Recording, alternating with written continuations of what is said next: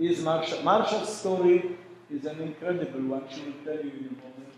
Not because we want to hear it again, but because we want you to know that this evening was to say goodbye. There's no gala, we don't need trumpets. We wanted you to feel among friends that appreciate what you did. What happened is tragic. But I think that your visit to Canada has a symbol, because when Yael, your daughter, took the torch from Ahmed, the Queen's father, and before, it was to me a dream come true. I saw two young people. Marsha Glatz, please.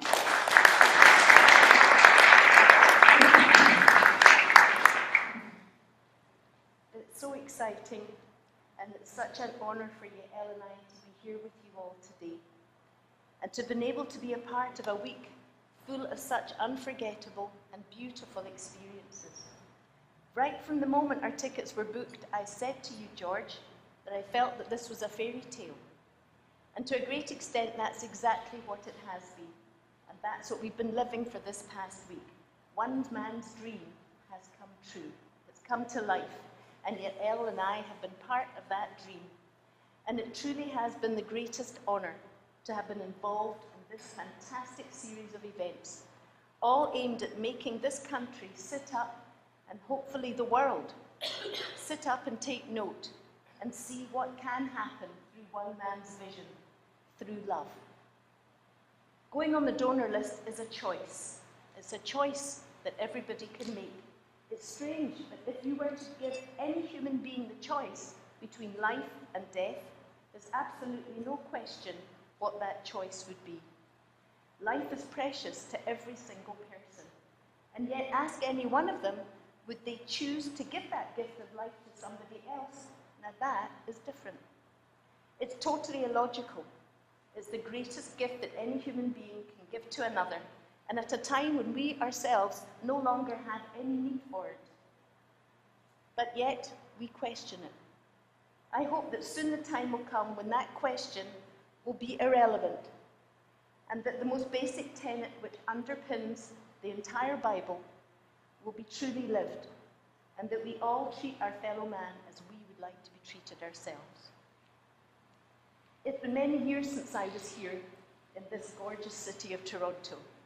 And as some of you know, my mother is Canadian, and my very fondest childhood memories are of long idyllic summers spent on the lake in Kingston, and wonderful times playing with my Canadian cousins, who have remained a very important part of my life, and who are here today to support me and Yael and the Torch of Life. Happiness for me at 7 years of age was multi-flavoured ice cream, Wilmots, hot dogs, Kentucky Fried Chicken, popcorn, Laura Secords, popsicles and Tootsie Rolls.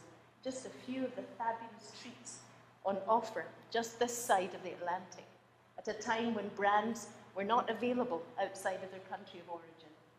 I could never have imagined then what would bring me back here many years later to Toronto. How unpredictable, how strange, and how utterly mad life really is. I know that before Yoni was killed, my place at an event like this would be amongst the audience. But then suddenly everything changed, and I was catapulted into a new and different world. So now I have a story to tell.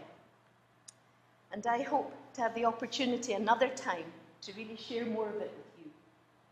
It is the story of a terrible loss, but if in the telling I can inspire you and fill you with a sense of the goodness and the humanity that was Yoni, if I can inspire you to do more and to care more about your fellow man, then Yoni still lives, because doing and caring is what Yoni was all about. So here is the story. There was once a little girl who was desperately ill. Day after day, week after week, month after month, year after year, she waited for help, but no help came, until, by the tender age of 8, her poor, emaciated body began to give up the struggle, and there was virtually no hope for her survival. Then, by a miraculous quirk of fate, her luck suddenly changed on the day that my 19-year-old son, Yoni, was murdered by a Palestinian suicide bomber aboard a Tel Aviv bus. The bomb was packed with metal bolts to do the maximum damage possible, and one of those bolts lodged in Yoni's brain, and as it did, his life came to a sudden and violent end. Yoni had boarded that bus full of life, full of fun and full of enthusiasm, on his way to spend a holiday weekend with his uncle in Tel Aviv. But he never got to finish that journey, and all his hopes and his dreams, together with his young life, were snuffed out in the blink of an eye. In his 19 years, Yoni achieved more than most of us do in 90. He taught Jewish studies in our local synagogue. He tutored either school or religious subjects, most days.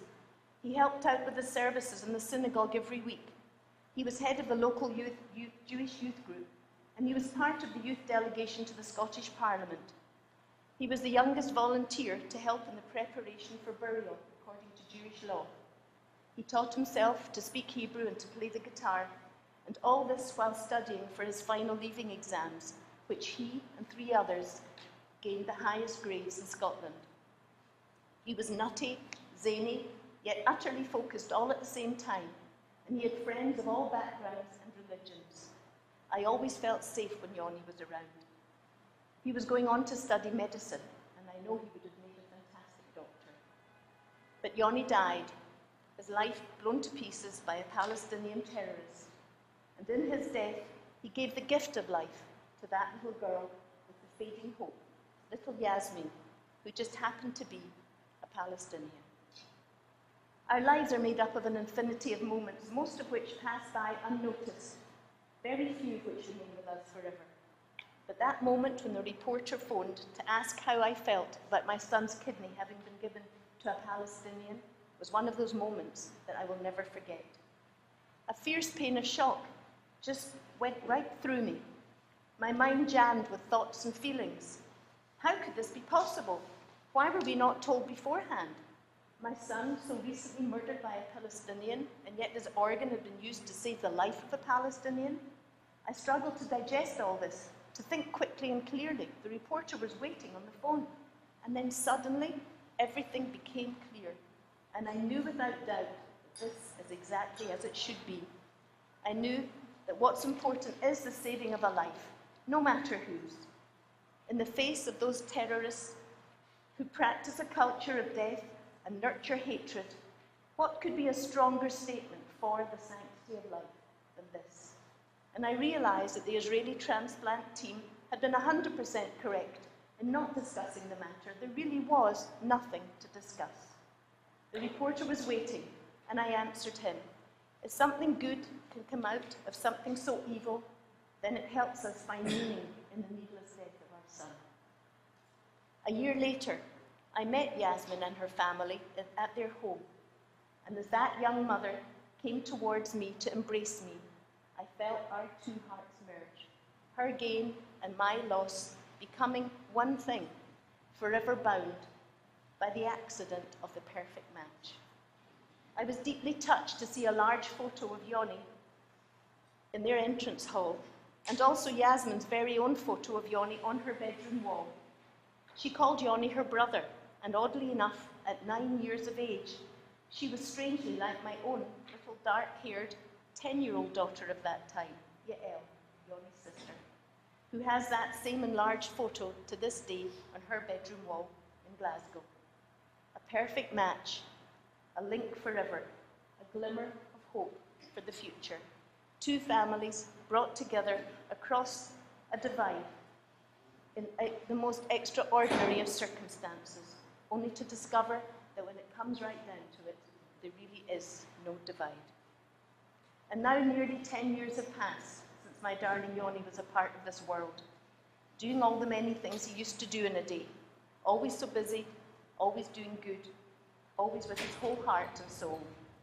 So much has changed in those years, and yet so little has changed. When I look at Yael and at my 13 grandchildren, I realize just how much he is missed.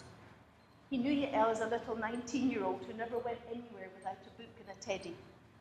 Sometimes I wonder if he would recognize the smart young lady of 19 who's fast catching up on him. And he doesn't know that he is an uncle to 13 nephews and nieces, including a Yoni and a Yonatan. He doesn't know about Facebook or Skype or Blackberries or iPhones. He's never heard of a man called Obama. There is just so much that he doesn't know. Life runs on at an incredible pace, but that's okay, because I've learned that however much moving on I may do, it doesn't mean leaving Yoni behind. It means carrying his memory and all that I've learned and still learn from him along with me. But whatever may change in my life and in the world, there are some things that will never change, like the fact that Yoni will always be 19, that he will dwell forever in the hearts and souls of all those who knew and loved him, and that the energy of all that he did and all that he was will never stop inspiring us. Amongst Yoni's belongings he had with him on that fateful day on the bus, we discovered a list of aphorisms, sayings about life that he had been writing. These have been used over the years to inspire school children and students to develop a feeling of community responsibility. I will end with two. If you find it difficult to motivate yourself to do something, then ask yourself the following question. At the end of this week, what will I have accomplished? Will I have watched TV, or will I have watched my actions? Will I have shared gossip, or will I have shared knowledge? Will I have spent money on my kids, or will I have spent time with them? Will I have changed my hairstyle, or will I have changed someone's life? And the second one is, a person who is only concerned with himself will wake up one morning and question his worth.